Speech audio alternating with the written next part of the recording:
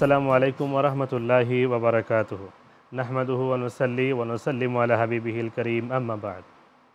দূরে এবং কাছে, দেশে এবং প্রবাসে যে যেখান থেকে এশিয়ান টিভির মাহে রমাদানের বিশেষ আয়োজন রামাদান করিম অনুষ্ঠানটি দেখছেন, আপনাদের সকলকে আন্তরিক প্রীতি ও শুভেচ্ছা জানিয়ে শুরু করছি আজকের অনুষ্ঠান ইনশাআল্লাহ তাআলা। অনুষ্ঠানের কো-স্পন্সর হিসাবে রয়েছেন গণস্বাস্থ্য হোমিও। পুরা মাসব্যাপী আপনাদের সাথে রয়েছে আমি ASM সদরুদ্দিন আজহারি। সুপ্রিয় দর্শক ও শ্রোতা, আপনারা জানেন প্রতিদিন নিত্য নতুন এক একটি বিষয় নিয়ে আমরা আপনাদের সামনে উপস্থিত হই, আজও তার ব্যতিক্রম নয়। আজ আমরা আপনাদের সামনে আলোচনা করব পবিত্র কোরআনুল কারীম তেলাওয়াতের গুরুত্ব এবং ফজিলত। এই বিষয় নিয়ে আলোচনা করার জন্য আমাদের স্টুডিওতে হাজির হয়েছেন আমাদের সকলের পরিচিত মুখ, বিশিষ্ট লেখক ও গবেষক, দারুল উলুম আহসানিয়া কামিল মাদ্রাসার সম্মানিত মুদাররিস আল্লামা মাওলানা মুফতি মাকসুদুল হাসান সাহেব। আসসালামু আলাইকুম রহমতুল্লাহ। ওয়ালাইকুম আসসালাম ওয়া রাহমাতুল্লাহি ওয়া বারাকাতুহু। কেমন আছেন আপনি? জি আলহামদুলিল্লাহ, আপনি কেমন আছেন? আলহামদুলিল্লাহ। সুপ্রিয় দর্শক ও শ্রোতা, আজকের সেই গুরুত্বপূর্ণ বিষয় কোরআনুল কারীম তেলাওয়াতের গুরুত্ব এবং ফজিলত, এই বিষয় নিয়ে আমরা চলুন শুনবো আমাদের বিজ্ঞ আলোচক মহোদয় থেকে। মোহতারাম, আপনি যদি আমাদেরকে বলতেন কোরআনুল কারীম তেলাওয়াতের এবং গুরুত্ব এবং ফজিলত নিয়ে। জি, শুকরিয়া আদায় করছি আপনার অতি গুরুত্বপূর্ণ একটা বিষয়ে আমাকে আলোচনা করার সুযোগ করে দেওয়ার জন্য। পবিত্র কোরআনুল কারীম সর্বশ্রেষ্ঠ সর্বশেষ আসমানি কিতাব, যে কিতাব নিজে নিজের পরিচয় দিয়ে কোরআনুল কারীমের মধ্যে জানিয়েছেন ইন্নাহু লাকুরআনুল কারীম। অন্যত্রে আল্লাহ রাব্বুল আলামিন জানিয়েছেন বাল হুয়া কুরআনুম মাজিদ। আবার কোরআনের অবস্থান সম্পর্কেও কোরআন নিশ্চিত করেছে বাল হুয়া কুরআনুম মাজিদুন ফি লাওহিম মাহফুজ। কোরআন এমন এক গ্রন্থ যেটা তার আসা যাওয়া অবস্থান সব কিছু নিজেই পরিচয় দিচ্ছে। যেমনিভাবে কোরআনুল কারীমের মধ্যে আল্লাহ রাব্বুল আলামিন জানাচ্ছেন তানজিলুম মির রাব্বিল আলামিন, নিশ্চয়ই এটা রবের পক্ষ থেকে এসেছে। কার মাধ্যমে? নাজালা বিহি রুহুল আমিন, রুহুল আমিনের মাধ্যমে এসেছে। কোথায় এসেছে? জমিনে না পাহাড়ে না কোন জায়গাতে? এটাও আল্লাহ কোরআনের মধ্যে নিশ্চিত করে দিলেন লিকলবিকা, কলবের মধ্যে, লিতাকুনা যেন হতে পারে মুনজিরিন, অর্থাৎ নবী করিম সাল্লাল্লাহু আলাইহি সাল্লামের কলবের মধ্যে কোরআনকে আল্লাহ নাজিল করেছেন, সেটাও কোরআন সুস্পষ্ট করেছে। এমনিভাবে কোরআন কখন আসছে সেটাও কোরআন সুস্পষ্ট করে দিয়েছেন যে শাহরু রমাদান আল্লাযী উনজিলা বিহিল কোরআন উনজিলা ফিহিল কোরআন। এমনিভাবে আবার রাতের কথাও কিন্তু স্পেসিফিক বলে দেওয়া হয়েছে কোরআনুল কারীমের মধ্যে। বলা হচ্ছে ইন্না আনজালনাহু ফি লাইলাতিল কদর। কোরআনুল কারীম এরকম সুস্পষ্ট গ্রন্থ যে কোরআন জানাচ্ছে কাদ জাআকুম মিনাল্লাহি নূর ওয়া কিতাবুম মুবিন, একেবারে সুস্পষ্ট কিতাবের নাম হলো কোরআনুল কারীম। আর যে কোরআনের মধ্যে সন্দেহ, ভুল তো দূরের কথা, আল্লাহ জানাচ্ছেন ভুল তো অনেক পরের কথা, সেখানে কোনো সন্দেহ করা যাবে না। এজন্য আল্লাহ জানাচ্ছেন যালিকাল কিতাব লা রাইবা ফি, এটার মধ্যে কোনো ধরনের ভুল নেই। হুদাল্লিল মুত্তাকিন, যেটা মুত্তাকিদেরকে হেদায়াতের পথ দেখায়। তাহলে গুরুত্ব বুঝতে তো আর বাকি রইল না। যেখানে কোরআন নিজেই জবাব দিচ্ছে, নিজেই উত্তর দিচ্ছে, সেই কোরআনুল কারীমকে আল্লাহ রাব্বুল আলামিন শুধুমাত্র দিক নির্দেশনার জন্য নয়, বরঞ্চ আল্লাহর কোরআন তো এরকমও বলতেছে যে কোরআনকে আল্লাহ শেফা হিসেবেও নাজিল করেছেন। কোরআনকে আল্লাহ একেবারে ওয়ানুনাজ্জিলু মিনাল কোরআনি মা হুয়া শিফা ওয়া রাহমাতুল লিল মুমিনিন।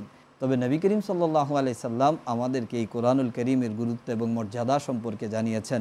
নবী করিম সাল্লাল্লাহু আলাইহি সাল্লাম আমাদেরকে জানাচ্ছেন যে কোরআন তোমরা তিলাওয়াত করো, আকরাউল কোরআন, কোরআন তিলাওয়াত করো। কেন? লিআন্নাহু, এই কোরআনটা শাফায়াত করবে ইয়াউমাল কিয়ামা, কিয়ামতের দিন কোরআন তোমাদের পক্ষে শাফায়াত করবে। সুতরাং বোঝা গেল কোরআন কথা বলারও অধিকার পাবে কিয়ামতের ময়দানে। সুবহানাল্লাহি ওয়া বিহামদিহি।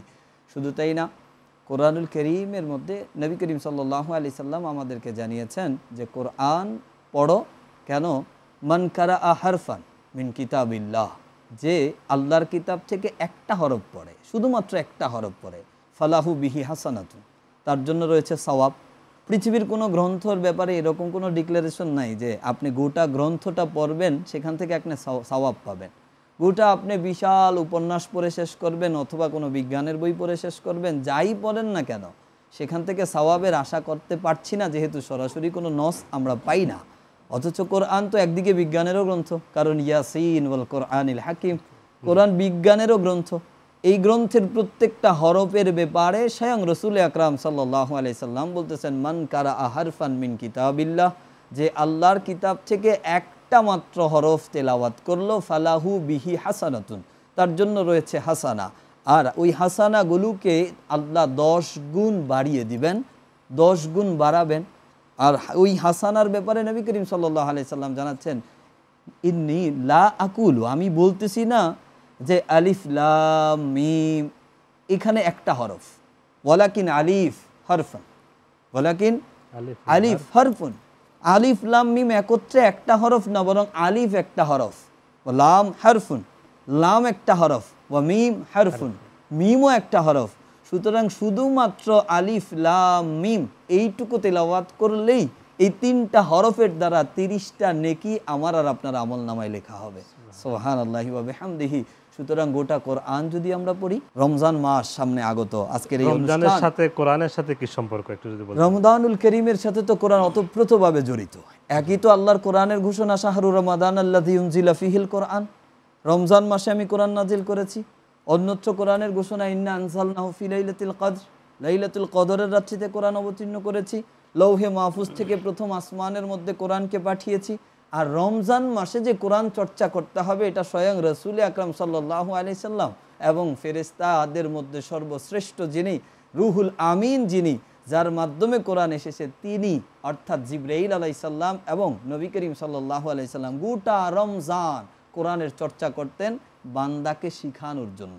কোরআন তো এমনিতেই নবীর কলবে, এমনিতেই নবীর কলবে, তারপরেও চর্চা কেন? কারণ বুইস্তু মুআল্লিমান, নবী তো এসেছে শিক্ষক হিসেবে। নবী শিখাচ্ছেন যে রমজান মাসে তোমরা কোরআনের চর্চা করো। এই জন্যই আমি আর জিবরাইল গোটা কোরআন বসে বসে কোরআনের চর্চা করি। সুবহানাল্লাহ। তো এই কোরআনের কথা বলছিলাম, নবী করিম সাল্লাল্লাহু আলাইহি সাল্লাম আরও জানাচ্ছেন যে তোমরা তোমাদের ঘরকে কবর বানিও না।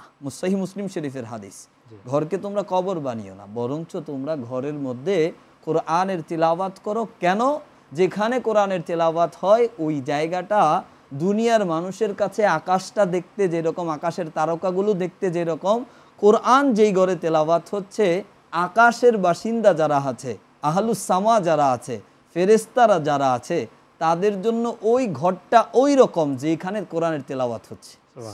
শুধু তাই না, নবী করিম সাল্লাল্লাহু আলাইহি ওয়াসাল্লাম আরও জানিয়েছেন যে কোরআন তেলাওয়াত যখন শুরু হয়, কোরআন তেলাওয়াত যেখানে করা হয় ওই জায়গাটা ফেরেশতারা বেষ্টনী দিয়ে দেয় এবং আল্লাহ রাব্বুল আলামিন তাদের মাঝখানে রহমত বর্ষণ। আমরা শুনবো আবার আপনার থেকে, অনেক সুন্দর বলছিলেন। সুপ্রিয় দর্শক শ্রোতা, এতক্ষণ পর্যন্ত শুনছিলাম পবিত্র কোরআনুল কারীম তেলাওয়াতের গুরুত্ব এবং ফজিলত নিয়ে। যাব একটি ছোট্ট বিরতিতে।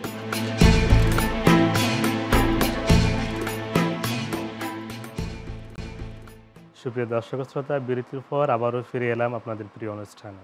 মহতরম, আপনি অনেক সুন্দর বলছিলেন কোরআনুল কারীমের তেলাওয়াতের ফজিলত নিয়ে, যে ঘরের মধ্যে দায়রা সম্পর্কে বলছিলেন। যে জি, আমি বলতেছিলাম যে যে ঘরে, যে স্থানে, যেখানেই কোরআনের তেলাওয়াত হয় না কেন, ফেরেশতারা ওই জায়গাটাকে বেষ্টনী দেয় এবং আল্লাহ তাদের মাঝখানে, আল্লাহ রাব্বুল আলামিন তাদের মাঝখানে রহমত বর্ষণ করেন, সাকিনা বর্ষণ করেন, প্রশান্তি বর্ষণ করেন। এবং আমরা এটাও জেনেছি কোরআনুল কারীম থেকে যে কোরআন মানুষের অন্তরে প্রশান্তি দেয়। আলা বিযিকরিল্লাহি তাতমাইন্নুল কুলুব, আল্লাহর কোরআন বলতেছে যে জানো, জেনে নাও তোমরা যে কোরআন নয়, জিকির বলা হচ্ছে যে জিকির মানে তো শুধু আল্লাহ আল্লাহ এরকম না, জিকির মানে শুধু লা ইলাহা ইল্লাল্লাহ এরকম না, জিকির মানে আল্লাহর স্মরণ। আর আল্লাহর এই স্মরণের মধ্যে সর্বশ্রেষ্ঠ একটা স্মরণের নাম হলো কোরআনের তেলাওয়াত। কারণ সরাসরি আল্লাহর কালাম পাঠ করা হচ্ছে এখানে, বরঞ্চ আল্লাহ কোরআনেও এটাকে জিকির নামে উল্লেখ করে এক জায়গায় আল্লাহ রাব্বুল আলামিন আমাদেরকে জানিয়েছেন, নাহনু নাযালনা যিকরা, নিশ্চয়ই আমি তোমাদের জন্য জিকির নাজিল করেছি, অর্থাৎ কোরআন তোমাদের জন্য অবতীর্ণ করেছি। কোরআন অশান্ত আত্মাকে, অশান্ত মনকে প্রশান্ত করতে পারে। যেমন আমরা একটা উদাহরণ নিতে পারি, হযরতে উমরে ফারুক রাদিয়াল্লাহু তাআলা আনহু, অর্ধ পৃথিবীর বাদশা, যিনি হেঁটে গেলে শয়তান পর্যন্ত রাস্তা বদলাতো, যিনার হাতের লেখা চিঠি নদী পর্যন্ত পড়তে পারতো, যিনার চাদর দেখে আগুন পর্যন্ত রাস্তা বদলিয়েছিল, এরকম উমরে ফারুক রাদিয়াল্লাহু তাআলা আনহু, তিনি যখন আমাদের ধর্মে এখনও আদিষ্ট হয় নাই, তখন তিনি একটা অশান্ত হৃদয় নিয়ে নবী করিম সাল্লাল্লাহু আলাইহি সাল্লামের দিকে যাচ্ছিলেন। ওই হৃদয়টাকে কিন্তু শান্ত করেছে শুধুমাত্র কোরআন।